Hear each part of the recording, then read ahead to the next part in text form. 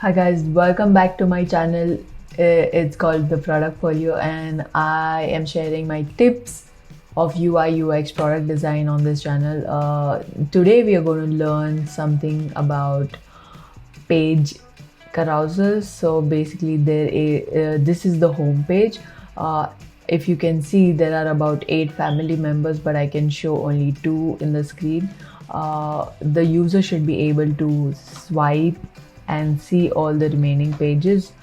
If you click onto the page, it will open up into a new section. So that is what we are going to do.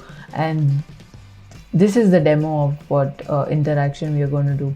So if you click on the particular frame and there is a play button or a preview icon right on the right hand top corner, you click on that.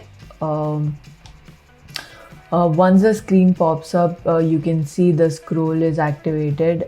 I'm going to put my face somewhere around here.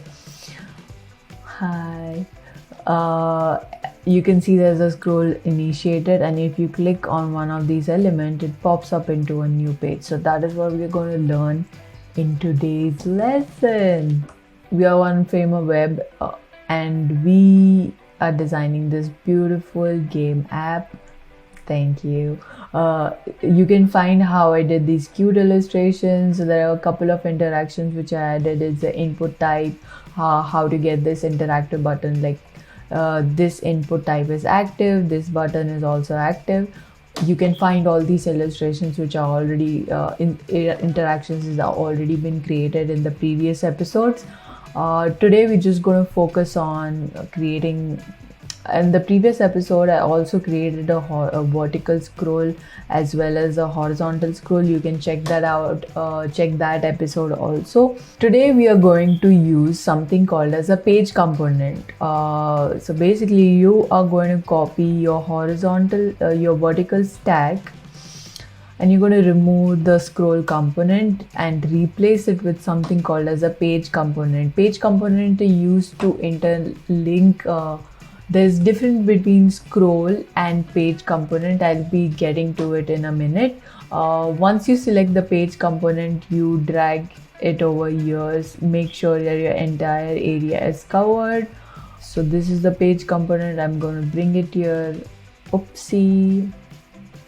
This is my page component. So my page component has to be under the same frame as the family members. I'm going to drag it back again. Here it goes. The page component has to go into. So this is my. I'm going to rename it as family member page area. And I'm just going to drag over here. Copy this inside the page. Here you go. The page has gone to the bottom of the frame, so what we're going to do is just bring it on the top. So you can select the page element and just use shift and up arrow key. Bring it to the area where the family members is written. The page component, you can see there are 3 dots, so click on the 3 dots.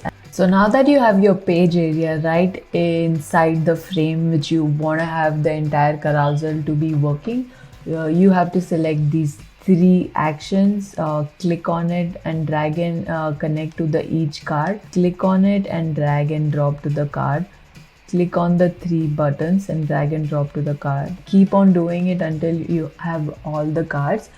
When you come down to the page section right below me, you can see the direction of the page. You can see which axis it is. I'm going to select the stretch to be auto. So now that you can see all the cards are squashed inside it, I'm going to give it a nice padding of 40. That is my padding from the bottom and the left hand side corner. So that is the bottom padding as well as the left padding. I'm going to keep the gap as to be 20 so that it leaves a gap between the cards, as you can see it here. Now also there are a couple of good interactions over here. If you can see, there is cube, cover flow, wheel and pile. So we're going to select cube and see how it works. So if you can see, these are nice interactions that happen. 1, 2, 3. Whoa, isn't that nice? Okay, I'm not gonna pick cube, but I'm just showing you the different interactions you can have here. This is really nice, isn't it? It just has this nice card flow to it. We're gonna check out wheel also. So what does wheel do? Nothing. Maybe there's a slight change of it. Okay, wheel means the entire rotation. There's a slight rotate to the cards. And next thing is the pile. Oh, this one is nice. So it gets on top of each other. So one card on the top of the other card, and that's how the different interactions work. What we are going to go with is nothing. We're just going to go with the scroll. You can use the other interactions in a different places you feel like. So yeah, now these are all these are scrollable pages. What you want to do is select the card select the card over here and connect it to. So if this is my card called Nick, it's already interconnected to Nick's profile. So when I click on this card, it opens up the main card, and then you can go back to, you can select the back icon, and you can give it an interaction. So if you can see on the top of my face, there's something called as tab start interactions. You can add interactions with the plus symbol. You can select it, and you can see if you tap on the what is the trigger, which area do you want to go into. So I want to go into screen 5, so I'll select screen 5.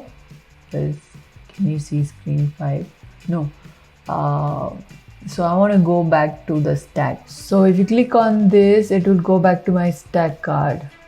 No, this is not the stack card. I'm just going to rename my pages. Please be sure to rename these pages according to specific, because it helps in creating nice linkage and interaction with each other. So this is my main home page. If you click back on the screen 5 and go to the frame of the button icon, how to create this button icon is to drag and drop the icon inside a frame. Click on the frame and create an interaction adding the plus symbol, and then you can go back. Now you're going to select a target of the home page. Now we're going to pick the home page. This is the interaction that we had done. I'm going to click on the Nick, and now you go to the screen 5. I don't know why is that not coming.